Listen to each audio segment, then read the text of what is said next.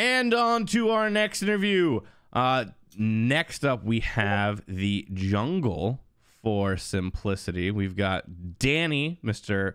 Faeles. I will always bring it back to like the initial pronunciation. Either works, honestly. Yeah. We should have fought the man. We should have fought the F dot more on the Faeles. Yeah. I mean, I think every caster used a different one, and I think they must have had a meeting and come to an understanding of use this one only. Yeah, maybe.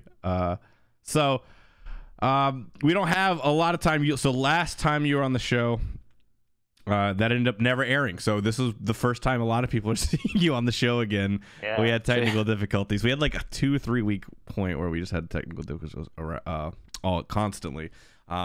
So glad to have you on again. Love talking to you.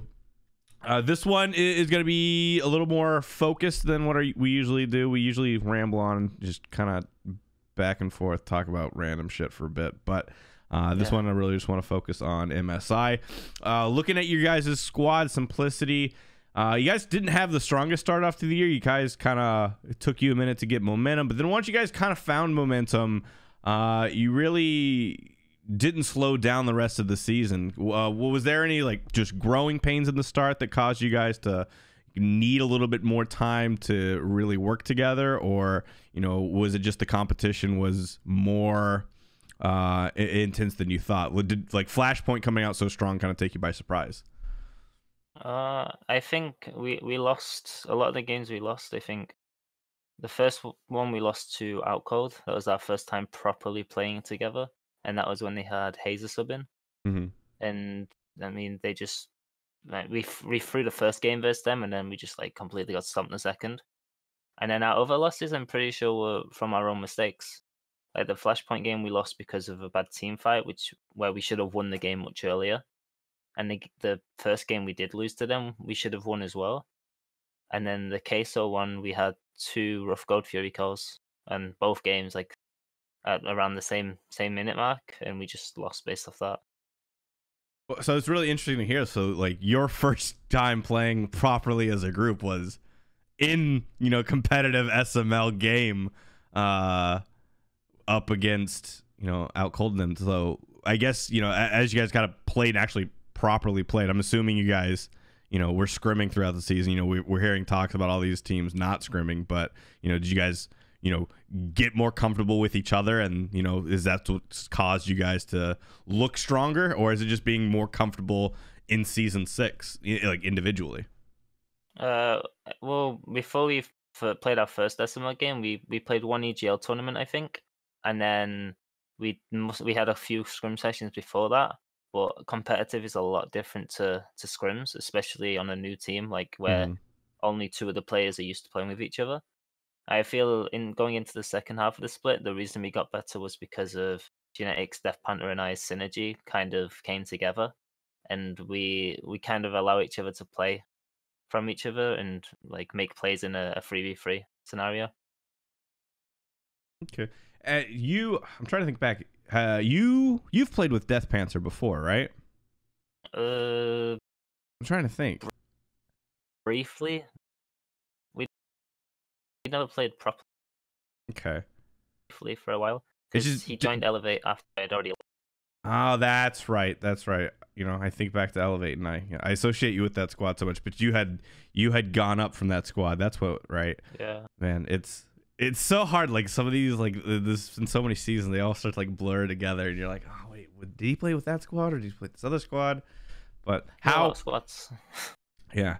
So how has jungler, very important role, especially this season. It really feels like that 3v3 fight has taken on like a really new important meaning in Smite. So your support, your jungle, and your mid. How has that synergy between Eugenetics and Death Panther kind of grown over the course of the year? Have you guys been playing games casually to kind of improve that, or has it just been as a team you growing through scrims and things like that?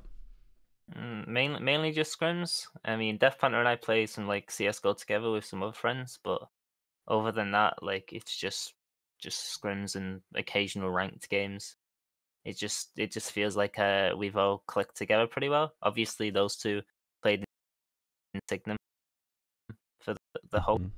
so they kind of already had that synergy. It was more just adapting me into their play.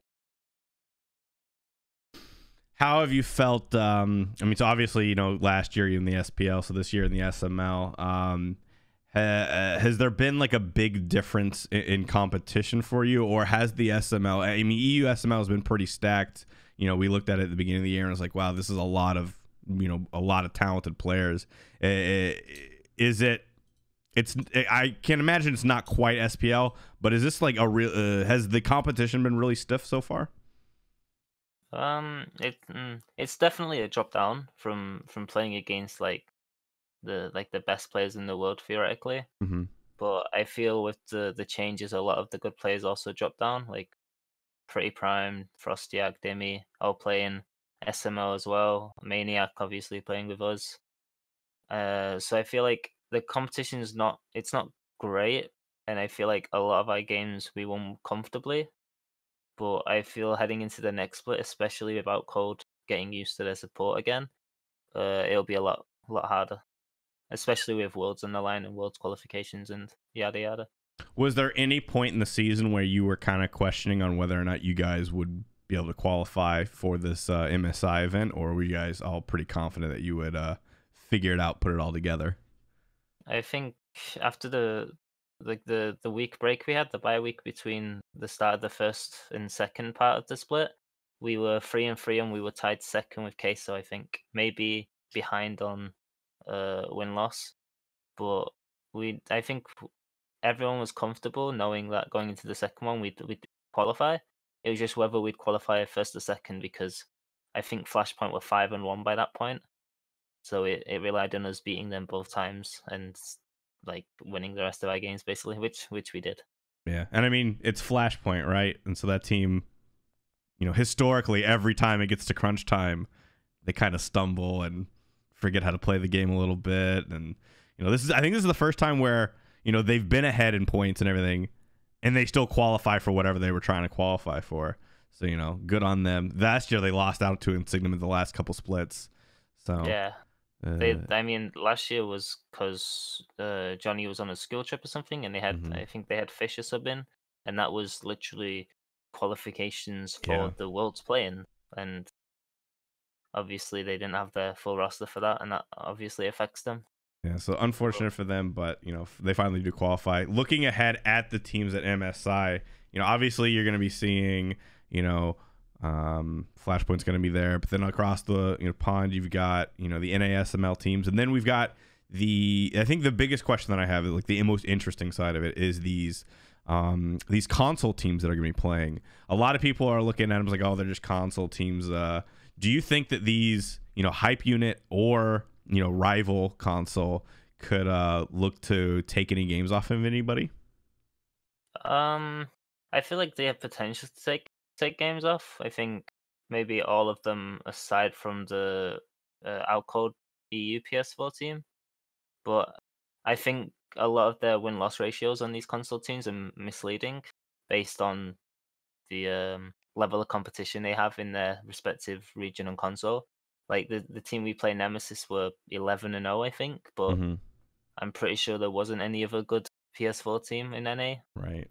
So it's somewhat misleading, but it's kind of whoever shows up on the day and brings like the better strats and makes the better meta. Do you think I really think it's interesting the fact that the console players when they get to land they have the choice of choosing between a keyboard and mouse or console or a controller. Do you think that'll even make a difference with some of these players, or because they got here based off of a controller, what good are they going to be on the mouse and keyboard? I think like I said from the start when they said that that would be an option for the console teams that it was wrong in my opinion Mm-hmm. because they're playing on a controller in their own league. What's the point of them having their own league if they're allowed to just show up to LAN and play with a keyboard and mouse? Right. Like, statistically, keyboard and mouse is better to play on than controller for Smite just because of ease of movement and fluidity of the gameplay. But I know a lot of the players will be playing keyboard and mouse just because a lot of the console PC players, Mm, especially when you look to rival, I'm pretty sure the PS4 teams as well, like the EU team at least, are all the old PC players, so right. they'll definitely use that. I think. Are there any teams for the first phase of MSI? The play-in, I think is what they're calling it or whatever. Is there any team in particular you're looking forward to having a crack at? I I guess our side of the bracket's easier than the other side. The other side will have Flashpoint and Armada play against each other. I'm really interested to see who comes out from that side of the bracket and who we should be playing in the final and the seeding for it. I don't think I'll be very disappointed if we drop out early. Mm-hmm. So yeah, probably whoever we play out of those two, basically. Do you have a preference between Flashpoint or Armada? I mean, I'd say Flashpoint because our track record's pretty good against them. It's we did try scrimming Armada, but obviously ping's Right. horrible, and no one wants to play on 100+ ping every game, especially at our level. Yeah. So it would be nice to play them, I think, as well. So, I mean, I think a lot of people are looking at you and Armada, as the number one seeds coming into this event with so many, former SPL players and whatnot, looking at you guys as, the guys who are going to make it into the second phase of MSI. I mean, your squad especially, too, is comprised, I think everybody in there has been a part of the SPL in some way, shape, or form. Do you think going back and having that experience and being back on a LAN together, do you guys feel like you can make some noise and be like a dark horse for that second phase of the MSI? I feel like Flashpoint are being valued over us in regards to like qualifying. At least that's what it's felt like. Like everyone's like, "Oh, Flashpoint are going to qualify," and no one's really mentioned like what team from the top side bracket, which I kind of like because I never like being the favorites to win. I always like being the underdog, and I feel it's a lot better when you win from that side because you Can I, can be like, "Well, you should have rated us." Like can I ask you, when in your entire Smite career you've been the one rated over anybody? When have you not been the exactly, underdog? exactly. And I like that. Like I Mhm. prefer it that way because there's less pressure to perform, and which means you just instantly play better because you're not. If you lose, you lose, and if you win, it's a huge upset apparently. Yeah. But I hope we finish first from the seeding in the lower end because I'd much rather prefer to play Dig over Rival right now at least. I feel like we'd have a decent chance against them as well. Yeah. But yeah, it'll be nice to be back on LAN, and it'll be Streak Up's first time on LAN. So interesting to see if he'll play as well as he does in scrims and regular season. Yeah, that'll be really your very own rookie. See what he can do. I'm looking forward to it. Is there obviously it's the first time you're going to be hanging out with all of the old pros and everything. Are you looking forward to seeing everybody again at the event? Yeah, it's obviously nice to see your old friends, old teammates. Some of them won't be there because they've had to come back to EU. They're visiting family and friends before the second split starts. But I know a lot of them are still there, and it'll be nice to catch up.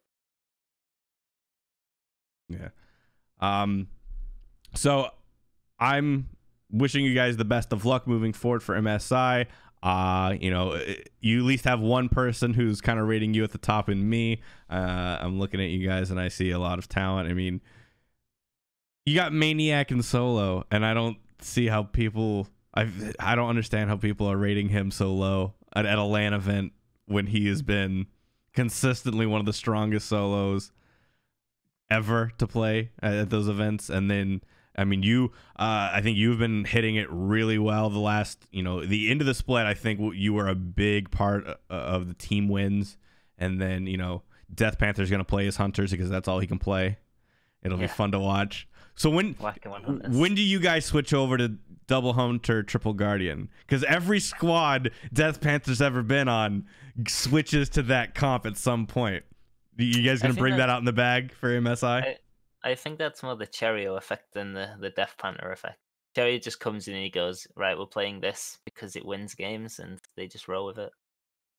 I prefer not to play Guardians. I prefer to be not carry, but bring like the CC and assassins as Mhm. opposed to I'm a tank. I'm gonna soak up damage because I kind of pride myself in my mechanical skill, so I feel it's wasted in Guardian. All right. Well, I hope to see some of those mechanical skills go to use in this tournament.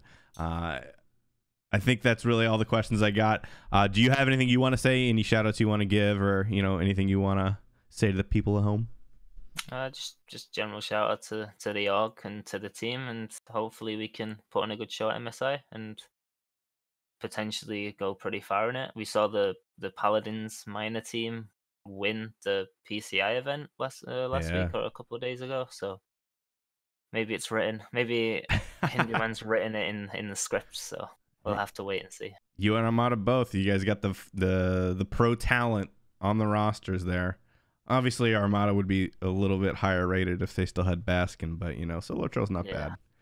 But, True. It's not bad at all. So, best of luck, and can't wait to see what you guys do. Thanks for coming on, man. Thanks for having me. Take care.